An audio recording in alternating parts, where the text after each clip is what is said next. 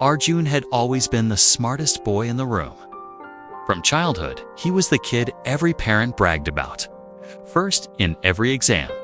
First in every competition. The kind of boy who made teachers proud and classmates envious. Awards lined his shelves.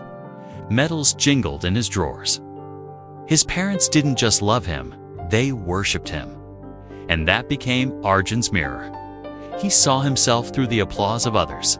When he got into one of the country's top engineering colleges, no one was surprised.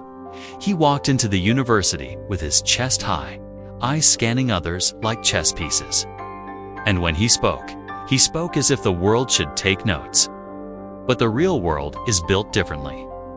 In his second semester, he was paired with a quiet, stammering boy named Rishi for a robotics project. Rishi was polite, humble, and painfully shy. He wore oversized glasses, had no fashion sense, and avoided eye contact like it was fire. Arjun was furious.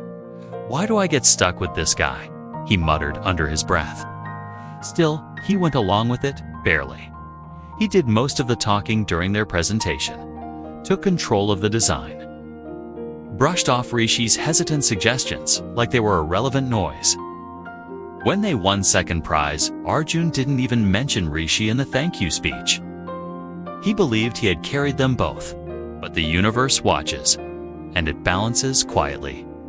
6 months later came the national-level tech symposium, the best from across the country.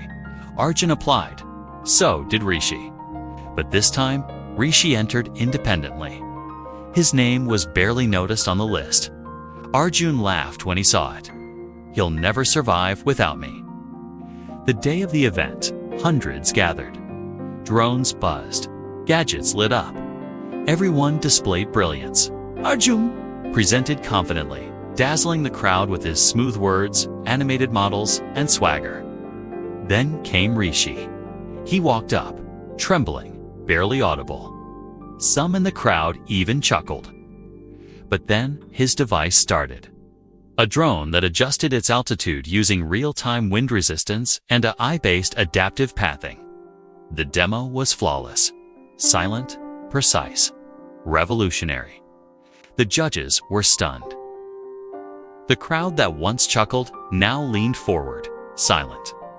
At the end of the evening, the winners were announced. Third place, not Arjun. Second place, not Arjun. First place, Rishi Verma. The room clapped, some cheered. Arjun stood frozen. As Rishi walked up to the stage, he turned, looked at Arjun, and nodded. Not with pride, but with kindness. The kind of nod that doesn't mock, only reflects. And in that moment, something inside Arjun broke.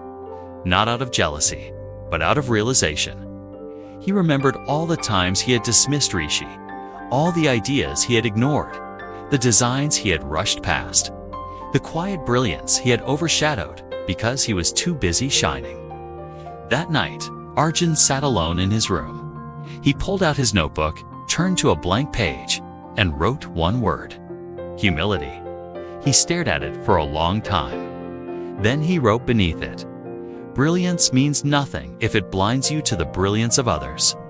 The next day, Arjun walked across campus and found Rishi sitting under a tree, fixing something tiny on a circuit board. He sat beside him and said, "I owe you an apology." Rishi blinked. "For what?" he asked. "For not seeing you," Arjun replied, "and for not letting the team be a team." Rishi smiled softly. "I'm glad you're here now," he said. "We can build something better, together." And that was the beginning of a new version of Arjun. One who still chased excellence, but never alone. Because sometimes, the most powerful teacher is not a person, but a moment. And sometimes, that moment arrives when the world claps. Not for you, but for someone you once looked down on.